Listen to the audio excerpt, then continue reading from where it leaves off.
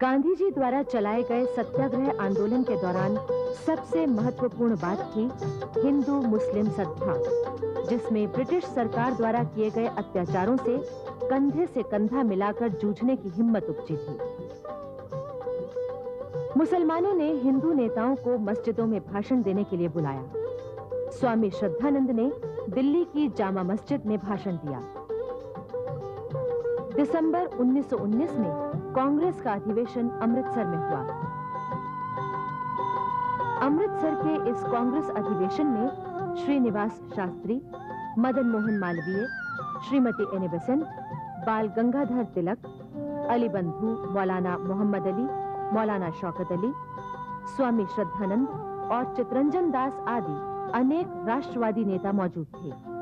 गांधी जी भी इस अवसर पर उपस्थित थे। इस अधिवेशन के अध्यक्ष मोतीलाल नेहरू हालांकि नरम दल के थे, लेकिन ब्रिटिश सरकार की नीतियों से तंग आकर उन्होंने भी सख्ती का रुख अपना लिया था। उन्होंने कहा, हम वैचारिक स्वतंत्रता चाहते हैं।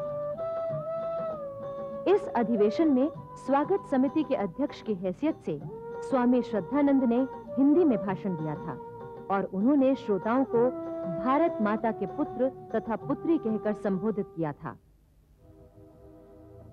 प्रथम विश्व युद्ध के दौरान तुर्की मित्र देशों के खिलाफ लड़ा था। इसके लिए ब्रिटिश नेताओं ने उसे भरोसा दिलाया था कि तुर्की साम्राज्य को कोई नुकसान नहीं होने दिया जाएगा। लेकिन युद्ध समाप्त होने पर ब्रिटिश सरकार ने न सिर्फ तुर्की साम्राज्य का विघटन करने का फैसला किया, बल्कि सुल्तान की मानहानि भी की। इससे भारतीय मुसलमानों का ब्रिटिश सरकार की नीतियों पर से विश्वास उठ गया। उन्होंने ब्रिटिश सरकार की इस कार्रवाई की जोरदार खिलाफत की। भारत में चले इस खिलाफत आंदोलन के प्रमुख नेता थे मोहम्मद अली, शौकत अली, अबुल कलाम आजाद। कांग्रेस ने मुसलमानों के साथ पूरी सहानुभूति व्यक्त की और नवंबर 1919 में जब दिल्ली में अखिल भारतीय खिलाफत सम्मेलन हुआ तो उसकी अध्यक्षता गांधी जी ने की। गांधी जी ने इस अवसर पर लोगों को यही समझाया कि समस्या को हल करने का एकमात्र हल असहयोग आंदोलन है। इसे खिलाफत आंदोलन के नेताओं ने भी स्वीकार किया। 20 फरवरी 1920 को कलकत्ता में हुए खिलाफत सम्मेलन की अध्यक्षता मौलाना अबुल कलाम आजाद ने की। इस सम्मेलन में असहयोग आंदोलन पर एक प्रस्ताव पास किया गया और ब्रिटिश सरकार को खिलाफत आंदोलन का मतलब समझाने के लिए एक प्रतिनिधिमंडल लंदन भेजने का निश्चय किया गया। 28 मई 1920 को केंद्रीय खिलाफत कमेटी की बैठक में यह तय किया गया कि वो अहिंसक असहयोग आंदोलन में शामिल होंगे। अबुल कलाम आजाद ने इस बारे में स्पष्ट ऐलान किया, अगर भारत आजाद हो जाता है और उसकी अपनी सरकार का शासन होता है जो मुसलमानों को वही स्वतंत्रता देती है जो अन्य संप्रदायों को दी जाती है, तो ये इस्लाम धर्म का समादेश है कि मुसलमान हमलावरों से अपने देश की रक्षा करे, चाहे वो हमलावर मुसलमान हो या स्वयं खलीफा ही क्यों ना हो। गांधी जी ने भी इस बारे में कहा था, मैं भारतीय होने के नाते अपने अन्य भारतीय भाइयों के कष्ट संकटों में भागीदार होने के लिए प्रतिबद्ध हूं। अगर मैं मुसलमानों को अपना भाई मानता हूं, तो ये मेरा कर्तव्य है कि अगर मुझे उनका पक्ष न्याय संगत लगता है तो मैं उनकी पूरी शक्ति से मदद करूं। 9 जून को खिलाफत कमेटी की बैठक इलाहाबाद में हुई। उसने असहयोग के 4 मुद्दे तय किए: खिताबों और ओहदों का त्याग, सरकारी सिविल सेवाओं से इस्तीफा, पुलिस और सेना की सेवा से त्यागपत्र और टैक्स देने से इनकार करना। जुलाई 1920 में सिंध में खिलाफत सम्मेलन हुआ, जिसमें गांधी जी भी मौजूद थे। उन्होंने 23 करोड़ हिंदुओं को आवाज दी कि वो 7 करोड़ मुसलमान भाइयों की सहायता के लिए आगे आएं। 28 जुलाई 1920 को गांधी जी ने घोषणा की कि असहयोग आंदोलन 1 अगस्त से उपवास और प्रार्थना के साथ शुरू होगा। लोकमान्य बाल गंगाधर तिलक ने भी असहयोग कार्यक्रम को अपना पूरा समर्थन देने का वचन दिया।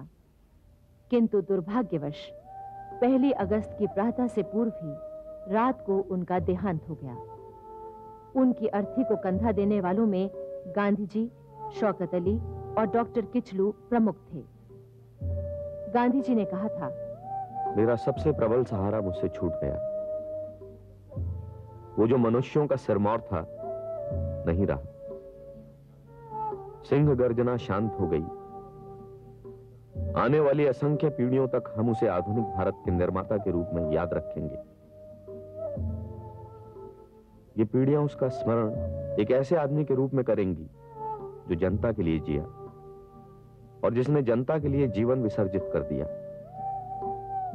आइए हम उनकी वीरता, उनकी सादगी, उनके अद्भुत अध्यवसाय और उनके देश प्रेम को अपने जीवन में अपनाकर भारत के एकमात्र लोकमान्य का चिरस्थायी स्मारक बनाएं। 1 अगस्त 1920 को सारे देश में पूरे जोश के साथ असहयोग आंदोलन शुरू हुआ। गांधी जी, शौकत अली, मोहम्मद अली तथा अन्य नेताओं ने देश में दूर दूर तक दौरा किया, लोगों में उत्साह जगाया और हिंदू मुस्लिम एकता पर जोर दिया। इससे जनता में न सिर्फ चेतना आई, बल्कि असहयोग आंदोलन का संदेश भी फैला। 4 सितंबर को कलकत्ता में कांग्रेस का अधिवेशन हुआ। लाला लाजपत राय इसके अध्यक्ष थे। इस अधिवेशन में आंदोलन के प्रस्ताव को मोहम्मद अली जिन्ना को छोड़कर सभी नेताओं का समर्थन मिला।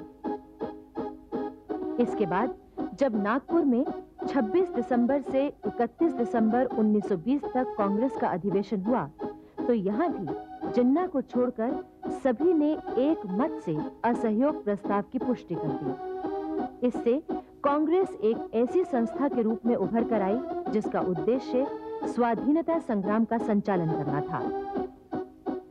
गांधी जी के नेतृत्व में असहयोग आंदोलन बहुत जोरों से चला।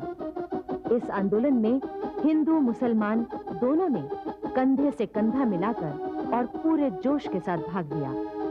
बड़ी संख्या में मुसलमान कांग्रेस में भर्ती हो गए। काशी विद्यापीठ, गुजरात विद्यापीठ, जामिया मिलिया इस्लामिया, बिहार विद्यापीठ, तिलक महाराष्ट्र विद्यापीठ आदि अनेक राष्ट्रीय विद्यालयों की स्थापना हुई।